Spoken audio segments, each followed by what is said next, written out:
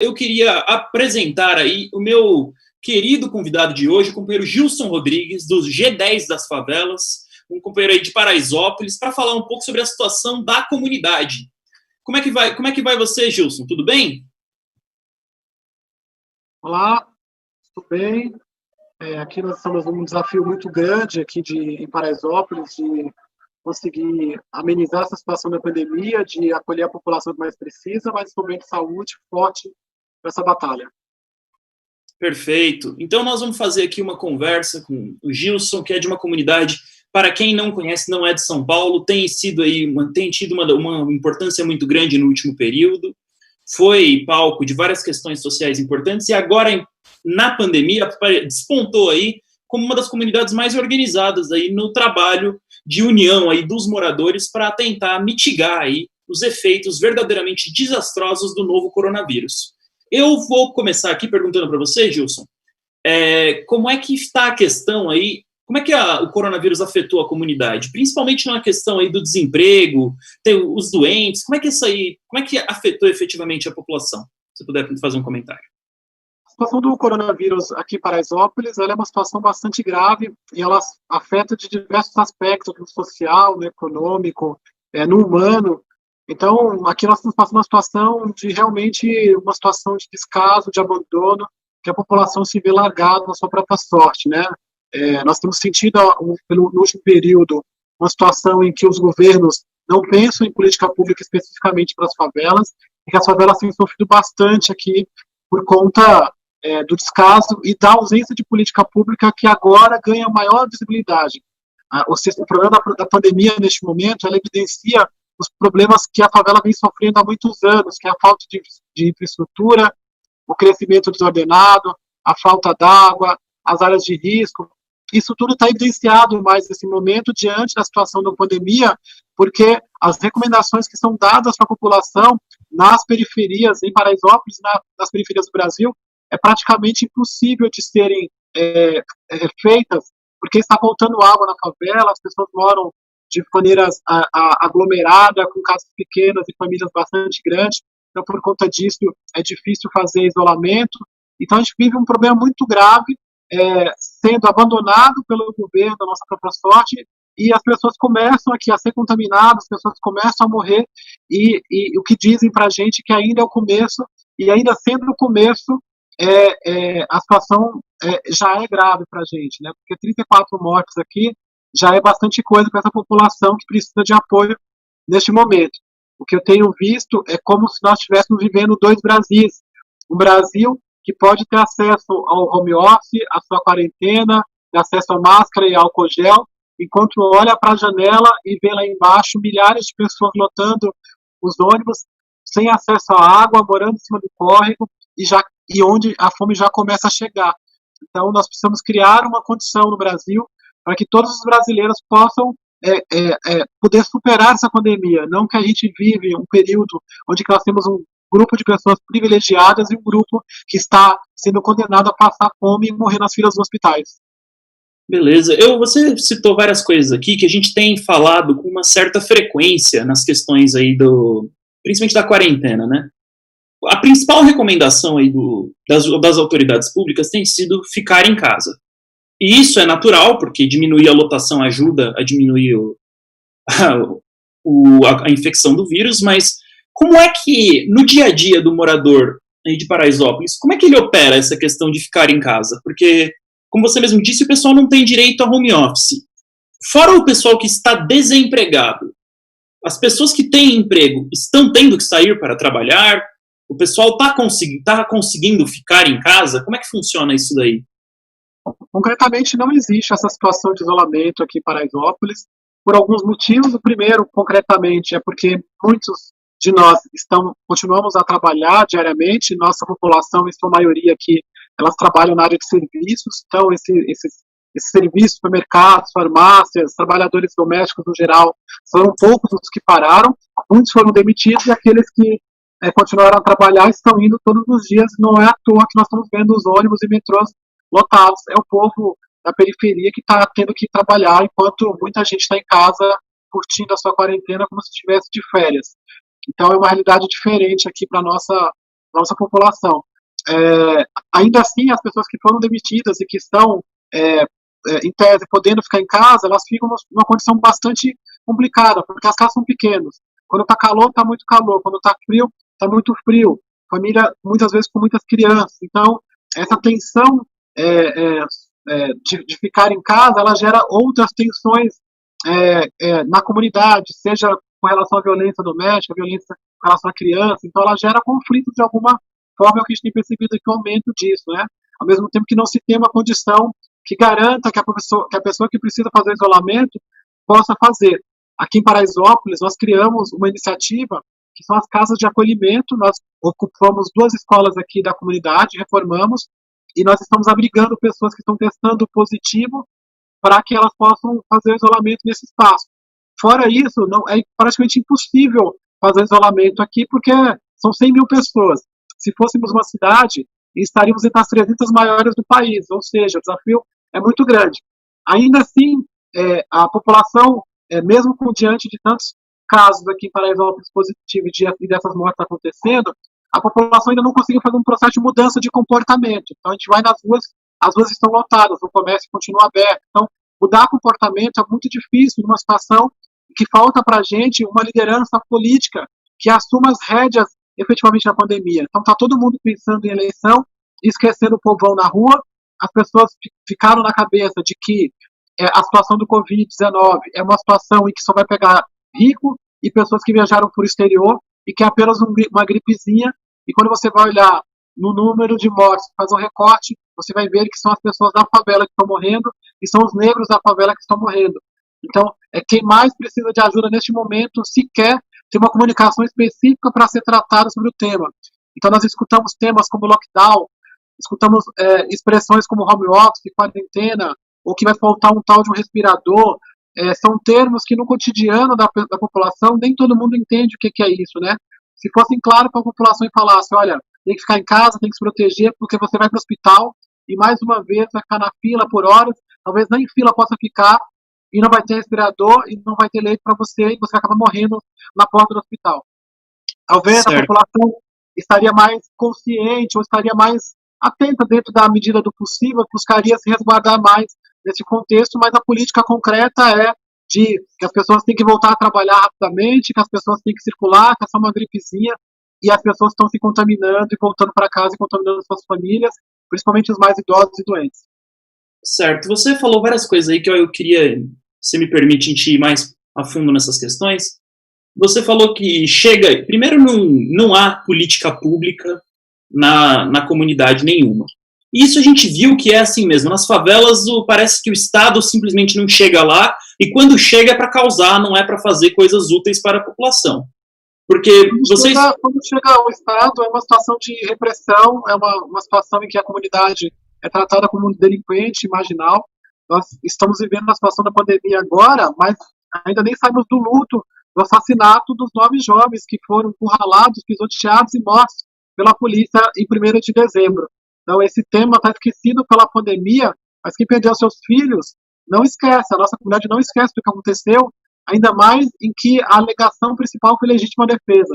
Então, nós queremos justiça para essas famílias e a presença do Estado, que não seja só com repressão policial, mas com educação, com saúde, cultura, porque diante dessa pandemia nós estamos abandonados. Vamos ter que esperar outra pandemia, outra crise, para poder pensar em como resolver os problemas e resolver os problemas. Nós não podemos viver de crise em crise, de morte em morte, pandemia em pandemia. Você veja, por exemplo, a situação dos nossos companheiros lá do Rio de Janeiro, tem sofrido com as mortes, com os assassinatos dos seus filhos, ainda jovens lá. Então, é um absurdo que estão fazendo com o povo da favela, que além de uma situação de ausência do Estado, ainda tem que sofrer com essa situação da polícia, né? Uhum. Eu queria comentar algumas questões que você falou, acho muito, muito interessante. Em primeiro, você falou do problema do lockdown, né? Eu coloco uma questão para você.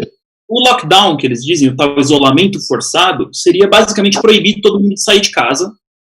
E isso daí teria que ser, só poderia sair de casa quem tem aí um certificado, ou seja, a empresa teria que fornecer isso daí, falando que a pessoa é de uma categoria essencial e teria que trabalhar. Eu me pergunto o seguinte, das pessoas que estão trabalhando, que você falou que é uma grande parte, talvez até uma maioria, pelo que eu entendi, elas vão conseguir esse certificado de que elas são serviço essencial? Provavelmente não. Eu acredito que os serviços essenciais aqui que eu imagino que durante o lockdown vai poder funcionar, acho que acredito que sejam farmácias e pessoas que trabalham na área de saúde. A gente sabe que o lockdown é um trabalho, neste caso, efetivamente para a classe média, que pode viver o período de lockdown. A população, no geral, ela, primeiro, que está continuando a trabalhar, isso é um problema, e precisa desse emprego. Segundo, que promove um lockdown sem você criar uma política pública efetiva, as pessoas estão com fome, estão faltando água, não tem material de higiene, estão vivendo em condições subhumanas e que agora está muito mais evidenciado isso. Ou seja, a população mais carente, a população da favela não tem a menor condição de fazer um lockdown. Eles vão provocar, em fazendo um lockdown, uma guerra civil no Brasil, onde a população que mais precisa vão ocupar as ruas, vão haver saques, vão haver uma confusão. E é impossível fazer isso se você não tiver uma política pública, e pelo que nós estamos vendo, não está sendo feito nada. E não vai ser feito. Já passaram 60 e tantos dias e até agora temos sido ignorados. Sequer água nas torneiras nós estamos tendo 24 horas. Então, eu acredito que o lockdown chega junto com uma situação de repressão, de fechamento das favelas, em que o Estado não cumpre o seu papel e quer tentar usar as periferias para poder dizer que está fazendo alguma coisa. Certo. Nesse sentido, você falou do Rio de Janeiro, né? Do problema, inclusive você citou aí, o que eu imagino que seja uma referência à ação cruel e bestial do Batalhão de Operações Especiais, o BOP, que recentemente deixou, se eu não me engano, foram 12 pessoas mortas, e eles nem tiveram a decência, do Estado, de organizar aí o recolhimento dos falecidos, e a própria população teve que descer o morro com esses companheiros aí no ombro. Uma coisa assim que é desumana e nunca deveria acontecer num país civilizado. Eu vou fazer uma pergunta para você sobre outra coisa que tem sido feita no Rio de Janeiro, nas comunidades. Principalmente eu vi em Campo Grande, Jacarepaguá, se eu não me engano também. Que não é exatamente a mesma situação que é Paraisópolis, mas é similar. O prefeito Marcelo Crivella, ele tomou a decisão de organizar um lockdown regional, onde os bairros como Leblon, como Copacabana, eles não têm lockdown e a circulação continua liberada. Mas nos bairros populares acontece aí essa limitação, a multa e até a fiscalização policial, onde eles veem que é possível fazer, porque no Rio de Janeiro tem essa situação que, mesmo quando a polícia quer fazer, às vezes ela não consegue. Eu me pergunto o seguinte, o que você acha desse tipo de iniciativa, onde as pessoas aí de meios podem ter os seus direitos liberados e os mais pobres têm que sofrer aí com o lockdown? Tanto do ponto de vista da justiça, nessa questão, quanto do ponto de vista da efetividade dessa situação. Porque, pelo que você me disse do lockdown, e eu acho importante colocar, a maior parte do pessoal não vai ter o passe para trabalhar. E eu me pergunto para você, como é que os empregadores vão lidar com essa questão? Porque eles vão ter funcionários que não podem ir trabalhar. Eles vão manter esses funcionários contratados? Porque tem muita empresa que não tem capital para segurar isso daí. O lockdown pode ocasionar uma onda de demissões. Eu pergunto para você isso daí, essas duas questões. Quando o Estado faz esse tipo de ação, ele está basicamente oficializando o que ele já faz no dia a dia. Eles têm excluído o povo da periferia, têm segmentado, explorado e matado a nossa população mais carente. Então eles só têm oficializado o que eles já têm feito com a juventude negra, que são as mortes, que ele tem matado os nossos jovens. Então essa política já é uma política comum e que a população, abre aspas, aprendeu a se acostumar. Né? A gente tem chorado os nossos mortos há muito tempo e precisamos criar uma situação em que o povo se levante mais, que a gente não aceite de forma alguma esse tipo de situação que pode se agravar muito mais na pandemia sobre uma justificativa de proteção e de saúde. Então parece que é todo mundo bonzinho neste momento, mas na verdade estão reprimindo e arrochando ainda mais a população que mais precisa. Também com relação a essa situação da questão da empregabilidade, das pessoas que não vão poder circular e não vão poder trabalhar, é mais uma situação em que vão justificar uma série de demissões que já começam a acontecer. Então, tem uma campanha para que as pessoas segurem esses profissionais, continuem trabalhando, ou mesmo aqueles que estão em casa, para que a gente mantenha esses salários. É uma justificativa que estão buscando criar para demitir cada vez mais pessoas. Existem as grandes empresas, os bancos, o varejo no geral, diferente do comércio da favela, dos pequenos empreendedores, eles estão tendo condições de se salvar, eles vão conseguir se salvar da crise. Mas o que nós estamos vendo é que de cada 10 pequenas empresas, 6 vão fechar. Então essa é uma realidade e significa que milhões de pessoas vão ficar desempregadas. Já éramos, antes da pandemia, 13 milhões de brasileiros desempregados, então esse número vai subir bastante. Vem aí uma recessão, vem uma fome muito grande, e neste momento em que a gente olha e procura uma referência de governo, de política pública, a gente não vê nada, a gente só vê o arrochamento do que já acontece no nosso dia a dia, que é mais pressão, é menos direitos, é menos acesso a serviços e menos oportunidades. Beleza. Vamos seguir aí, você falou várias vezes de um tema, eu acho que é importante ver essa questão. Você tem falado de uma coisa que é uma chaga nossa, do Brasil, não é só de Paraisópolis, é do nosso país todo. Isso se agravou muito durante o governo FHC, que é a questão da fome. A gente, por muitos anos, os governos do PT, eles comemoraram o fato de que tiraram o Brasil da fome com o projeto do Bolsa Família, etc. Ainda que essa colocação seja debatível, que muita gente diz que efetivamente em alguns lugares a fome nunca acabou, a gente tem que dar o braço a torcer que realmente houve um avanço social muito grande nessa questão. Mas nos últimos anos a gente tem visto a volta da fome, e eu imagino que na pandemia essa situação tem aumentado de uma forma muito dramática. Eu queria um comentário seu sobre o problema da fome especificamente, que eu acho que é uma questão muito essencial nesse momento. A situação da fome, ela já vinha se agravando no último período. Nós tivemos um momento de ascensão no Brasil em que uma parte da população teve mais acesso a oportunidades, mas isso foi apenas uma sensação, um inchaço de uma política pública que não era efetiva e que foi descontinuada, que faltou investimento, né? Eu acho que não podemos pensar em políticas públicas que sejam apenas de governo, ou uma política pública que seja apenas de candidato, mas que seja de governo.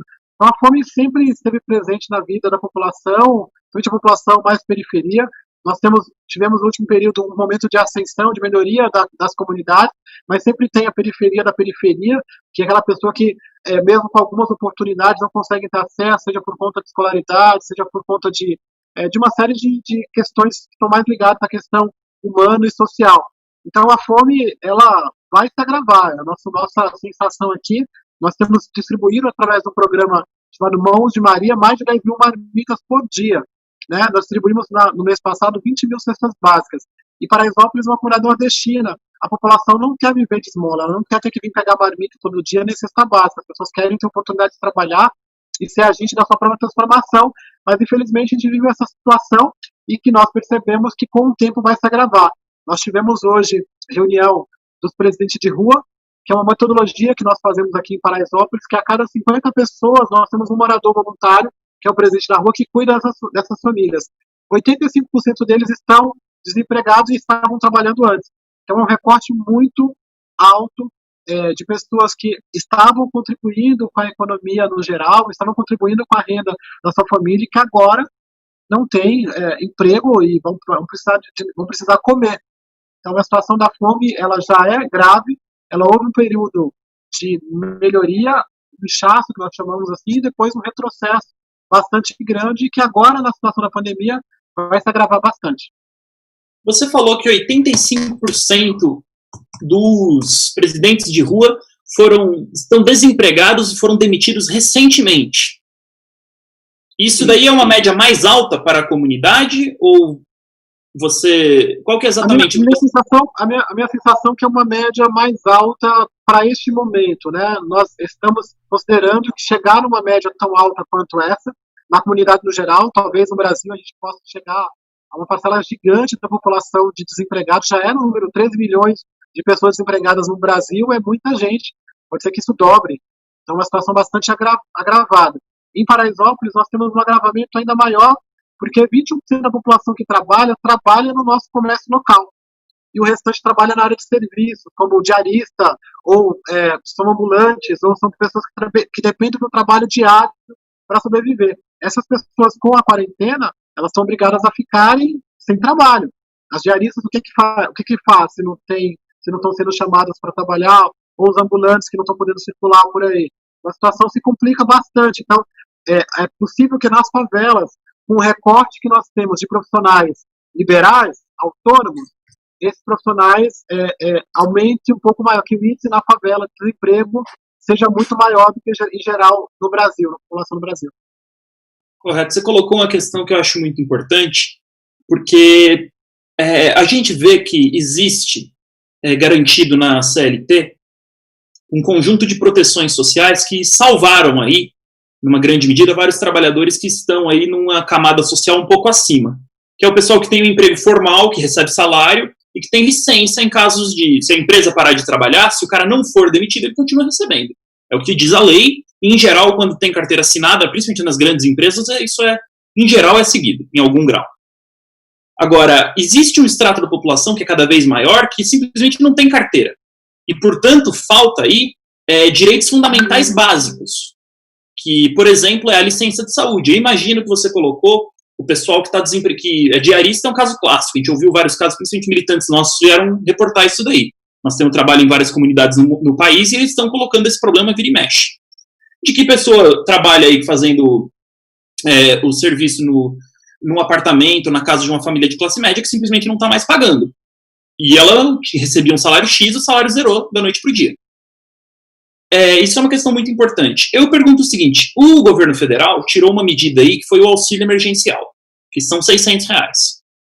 Eu queria perguntar o seguinte, dentro da comunidade aí, é possível falar que o cidadão vai conseguir pagar todas as contas dele com esse auxílio emergencial de R$600? Eu pergunto, claro que imagino que é melhor do que nada, sempre qualquer dinheiro ajuda, mas, assim, é suficiente para uma vida digna, mesmo em condições aí do padrão que existe na comunidade de Paraisópolis? E eu pergunto uma outra coisa, as pessoas têm conseguido receber esse auxílio? Porque em outras comunidades que nós fizemos aí, estamos fazendo o trabalho, nós constatamos que uma parcela gigantesca da população simplesmente não consegue.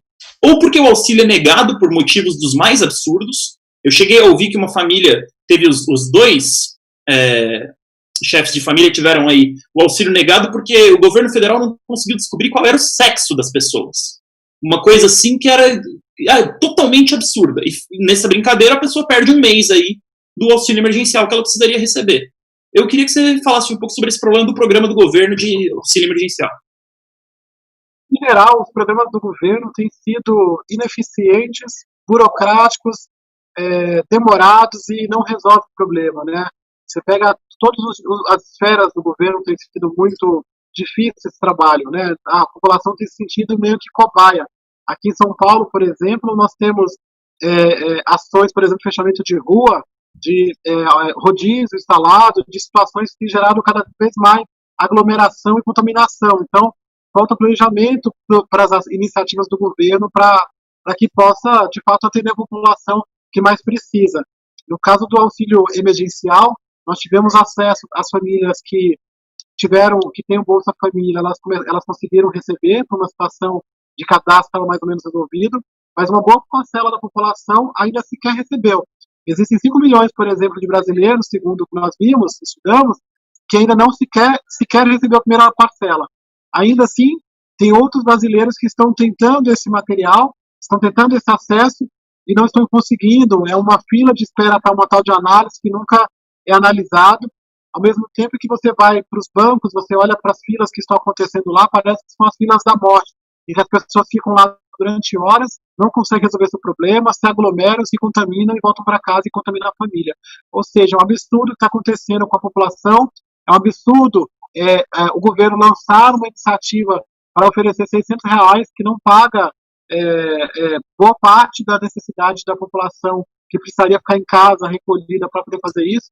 O que eu sinto nas comunidades do Brasil é que hoje existe uma corrida pela cesta básica, pelo material de higiene, pelas doações, porque as pessoas já sentem na pele a necessidade, já sentem na pele a questão da fome e do desemprego, e vê no apoio da população, da sociedade civil organizada, uma forma de se ajudar, porque se depender do governo, é praticamente ficar numa fila, se contaminar, ficar doente e morrer. Perfeito.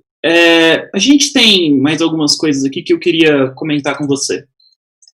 Primeiro de tudo, eu queria que você falasse um pouco, porque Paraisópolis tem sido um destaque aí, numa questão que eu acho importante.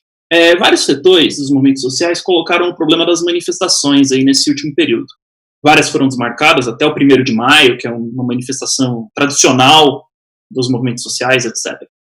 E nas comunidades, as comunidades têm feito protestos porque a situação é simplesmente insuportável. E Paraisópolis foi uma das que liderou esse esforço e fez várias manifestações. Eu queria que você falasse um pouco sobre esses atos, como é que foram feitos, quais eram as reivindicações, o que exatamente tem acontecido. Durante a pandemia, a principal questão é de que forma que a gente consegue se manifestar para poder ser ouvido, né? Já antes da pandemia, nós sofremos uma série de problemas e manifestarmos e já era muito difícil ser ouvido. Imagine, gente, uma pandemia em que não pode fazer aglomeração, que não pode, que tem que evitar-se reuniões e grandes passeatas, né?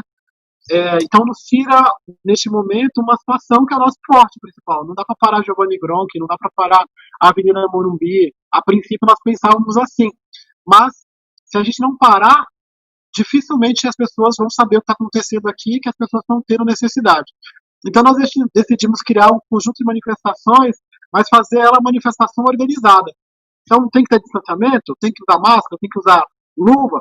Nós criamos essa manifestação, demos condições para a população para que ela possa fazer essa caminhada e temos ido constantemente buscar falar com os governos para que eles criem uma política pública para as comunidades. Então nós tivemos recentemente, na última segunda-feira, sem ser ontem, né, na semana passada, uma manifestação grande, levando os presidentes de rua até o Palácio do Governo, para falar com o governador João Dória e com o prefeito Bruno Covas, que estavam lá no prédio por conta de uma coletiva de imprensa. Eles têm feito coletivas diariamente para apresentar apenas resultado de morte, nunca resultado de vida. São só cobras sendo anunciadas e mais cobras nesse sentido. Nós queremos ter notícias de vida e soluções para as favelas, mas a realidade é que nós chegamos próximo do palácio, fomos impedidos de passar pela Avenida Morumbi com uma operação de guerra para barrar o povo de chegar até o palácio. Sequer fomos recebidos pelo governador, mas nós entendemos bem a resposta de que não é que neste momento a saída que está sendo construída é da própria comunidade, da própria sociedade que tem tomado as rédeas do projeto de controle à pandemia, de apoio, porque o governo só está pensando em eleição, eles estão batendo cabeça uns com os outros, sem pensar numa solução efetiva para a população que mais precisa. Então, nosso prefeito, nosso governador e presidente são os nossos moradores voluntários, que são os presidentes de rua, que têm apoiado nossa comunidade nesse momento, nesse contexto. O governo tem que fazer a parte dele, mas infelizmente não tem feito e a princípio não vai fazer. Então a comunidade tem se reunido, tem mobilizado e vamos continuar trabalhando. Esse exemplo dos presidentes de rua que surge aqui em Paraisópolis hoje está sendo replicado em 365 comunidades, favelas do Brasil inteiro, em 14 estados. Então, é a sociedade dando mais um exemplo de mobilização, de organização, onde 12 iniciativas diversas, que vão desde a contratação de ambulância, formação de socorristas, montagem de casa de acolhimento, de montar projetos ligados à alimentação, distribuição de marmitas, distribuição de máscaras. Então, são várias iniciativas que foram construídas em 34 dias pela própria comunidade. O governo, em 67 dias, não conseguiu construir nada efetivo que ajude a população das favelas. Então, vamos seguir nosso trabalho e ignorar o fato de que o governo existe, porque hoje nos falta um presidente, nos falta um governador e um prefeito.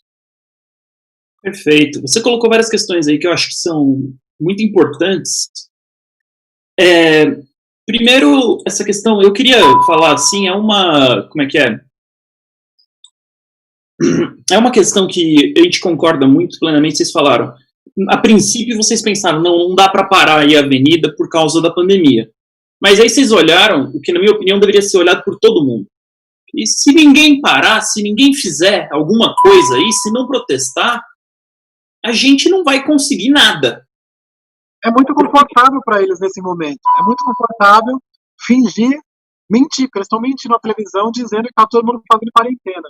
Está todo mundo fazendo home office. Isso é uma mentira. Aqui na comunidade as pessoas não estão. E nas favelas do Brasil também não estão. Certo. Você falou uma coisa importante. Nas favelas do Brasil não tem nem home office nem quarentena. Não, elas estão trabalhando. Muito bem. Isso é uma coisa que acho que é muito importante todo mundo colocar, porque são poucas as vozes lúcidas aí na política brasileira que têm falado essa coisa óbvia. Que muita gente não está fazendo quarentena nem home office porque não tem condições, porque ninguém deu condições. E essa parece ser a saga da comunidade de vocês. O pessoal fala, faça uma coisa, não me importa como. Eles continuam contando essa mentira, a população olha e fala, mas quem está fazendo quarentena aqui? Todo dia mostra um índice de quarentena que ninguém sabe exatamente que índice é esse, porque a população está na rua, e aí, se ela está na rua no dia a dia e se contaminando, por que a população não pode ir para a rua, fazer uma manifestação e lutar para que elas possam ficar em casa com o mesmo acesso às pessoas que estão conseguindo fazer? Então, acho que foi uma lógica que nós fizemos aqui. Temos feito manifestações organizadas, com distanciamento, usando máscara, para que mais pessoas consigam ouvir a nossa voz e entender que nós estamos precisando de ajuda e que precisamos de política pública para ajudar a salvar as favelas. Eu acho que é inadmissível a gente concordar neste momento em viver com dois Brasis. Um Brasil que passa dificuldade, passa fome, e outro Brasil que olha pela televisão e acha que está tudo bem, todo mundo está tendo o mesmo acesso. Então, temos que mudar essa realidade e fazer com que mais pessoas entendam o que está acontecendo. Realmente, nós temos um Brasil e que muitas pessoas vivem em bolhas. Quando a gente fala que está faltando água em Paraisópolis, a gente fala, nossa, como está faltando água? Ou, por exemplo, falar que o SAMU não vem aqui, que é um serviço das ambulâncias, qualquer pessoa em tese pode ligar e a ambulância chega. Então, para a favela é mais difícil, para a favela não chega, e nós temos que contar isso, porque não existe um pós-pandemia sem criações de iniciativas para a solução que seja agora, porque depois a crise justifica tudo. Então não tem dinheiro para fazer moradia por causa da crise, canalizar o córrego também não, investir no emprego na comunidade também não. Então a crise vai virar uma desculpa para tudo, e essa desculpa nós estamos vivendo há anos. Então temos que pensar em iniciativas agora, nós temos que acabar com esse projeto em que nós temos muita gente com dinheiro e uma parte da população passando fome. Então, como é que distribui melhor a renda no Brasil? Como é que a gente vai chegar acesso a quem mais está precisando neste momento? Perfeito. Uma outra questão, você falou do SAMU, isso é uma questão muito importante, porque você falou, as pessoas vivem em bolhas, e num certo sentido é assim mesmo. E eu acho que a gente tem que colocar que não é acidental. É uma política generalizada da burguesia, dos governos, porque é mais fácil fazer uma parcela da população acreditar que os problemas dela são os únicos problemas que existem. E quando tem gente que tem problemas muito maiores do que está colocado aí para essa pequena parcela. O problema da água, por exemplo, é essencial. Em Moema você não vai encontrar esse problema. Nem em Pinheiros. Mas em Paraisópolis você vai. No Grajaú você vai. E assim por diante. O pior não é a gente ter que falar que está faltando água, né? O pior é a gente falar que está faltando água e nada ser feito. A Sabesp todos os dias manda uma notinha dizendo que não é real. Então as pessoas estão mentindo aqui. E aí nós vamos entrar no site da Sabesp e tem uma nota da Sabesp dizendo lá sobre a falta da água aqui e que está reduzindo a água em Paraisópolis. Ou seja, eles mesmos entram em contradição. Então nós decidimos essa semana que nós vamos entrar com uma ação civil pública contra a Sabesp, obrigação de fazer para que eles dêem uma solução para a água em Paraisópolis. É inadmissível que as pessoas não possam se cuidar e ter que ficar doente porque não tem água 24 horas nas suas torneiras. Tem que resolver. Exatamente. Eu queria perguntar para você, agora que você falou dessas questões que entram mais no sanitário, a gente está encaminhando para o final dessa entrevista, eu queria que você falasse um pouco sobre o problema dos hospitais e do atendimento médico. Como é que é? Tem posto de saúde? Tem hospital na comunidade? Se não tem, onde que vai? E tem leito? Qual é a situação da saúde? Se a pessoa pegar coronavírus e precisar ser internada, o que acontece com ela nesse exato momento? O que acontece concretamente é uma peregrinação para conseguir um espaço que possa ser atendido. Aqui em Paraisópolis hoje nós temos moradores que estão internados no Hospital das Clínicas, temos alguns aqui no Campo Limpo e temos pessoas no Hospital de Campanha do Pacaembu. Então elas ficam circulando, tentando achar uma vaga em algum dos hospitais. Nosso hospital de referência é o Hospital Campo Limpo, que fica a 2 conduções daqui. Nós não temos hospital em Paraisópolis e a população sofre com isso, né? Há anos nós temos brigado para ter um hospital aqui na nossa comunidade, mas infelizmente é mais uma lista de necessidades aqui que o governo promete na época da eleição e depois some. Essa é uma realidade. Então, nós temos uma cobertura boa do Programa Saúde da Família, nós temos 3 unidades básicas de saúde, mas falta hospital e maternidade para que as pessoas possam ter seus filhos, né? Então, a situação não é boa, ela é crítica, O nosso hospital aqui da região, ele já está com a capacidade praticamente esgotada, então se mais algumas pessoas, a nossa previsão aqui até o dia 31 é que mais pessoas se contaminem, então vai faltar leito aqui na nossa região e a população vai ficar Deus dará como já está. Você falou uma coisa importante, você falou que o hospital aqui da região está quase lotado, e você falou uma coisa que acontece bastante, a gente tem visto isso na comunidade de Vargem Grande, no extremo sul, onde nós temos um trabalho, e eles falaram uma coisa que é impressionante. Para chegar aí a um hospital, não uma UTI, um pronto atendimento, é meia hora de carro. Então, nessas condições, se a pessoa tem algo realmente emergencial, um ataque cardíaco, um AVC, é uma luta para ser atendido numa velocidade. Se a pessoa não tiver um carro, então, é uma situação muito complicada. E isso é uma coisa que se reproduz em todas as comunidades, a falta total de atendimento médico. E nesse sentido, a gente tem que colocar, você falou, o hospital de campanha do Pacaembu, que está sendo, muitos pacientes estão sendo enviados para lá. Qual que é a distância exatamente? Cara, é longe. Eu não sei precisar qual é a distância, mas eu já afirmo que é longe. O Hospital do Campo Limpo, que está aqui, que é o nosso hospital de referência, já é um pouco longe, é meio contramão, são duas conduções. Imagine o Hospital do Pacaembu. Então, a situação é essa, a comunidade já vive essa situação no dia a dia. Isso já é uma realidade constante de Paraisópolis e de outras comunidades. Então, agora... eu acho que a gente teve aqui um pequeno problema de conexão com o Gilson. Voltou. De abril, a construção de um hospital de campanha aqui no Céu Paraisópolis. Não saiu na imprensa, anunciaram nas televisões no geral, mas até agora não tem nem obra. Então, vai ser mais uma promessa não cumprida do governo de São Paulo, da prefeitura aqui de São Paulo, para Paraisópolis. Nós precisamos desse hospital de campanha, nós iniciamos um processo, inclusive, para que a comunidade pudesse se organizar e fazer, através de parcerias com a iniciativa privada, mas a realidade é que não fizemos porque eles anunciaram que iriam fazer uma iniciativa e até agora nada. Perfeito.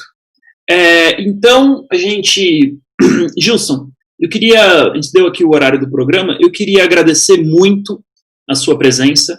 Eu te convido já, toda vez que vocês tiverem algo para falar, para mostrar aí a situação da comunidade, para defender aí o interesse do povo, as portas da Causa Operária TV estão sempre abertas para vocês, do Diário Causa Operária, nosso jornal na internet.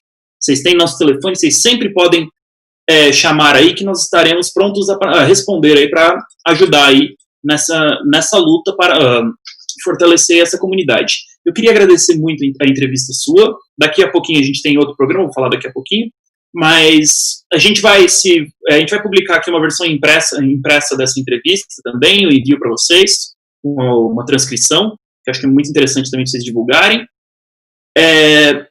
Então aí eu faço inclusive o convite, nós temos outros programas de entrevista, alguns são dedicados à entrevista especificamente, se você quiser dar entrevista para esses programas também, falar de outros assuntos, estamos aí. Bem, muito obrigado. Se você quiser deixar aí uma mensagem para o nosso público, antes eu só queria agradecer a Maria Ângela Abduch, que mandou um superchat aqui, fez uma contribuição com a Causa Operária TV, e eu passo a bola para você para fazer uma última colocação aí.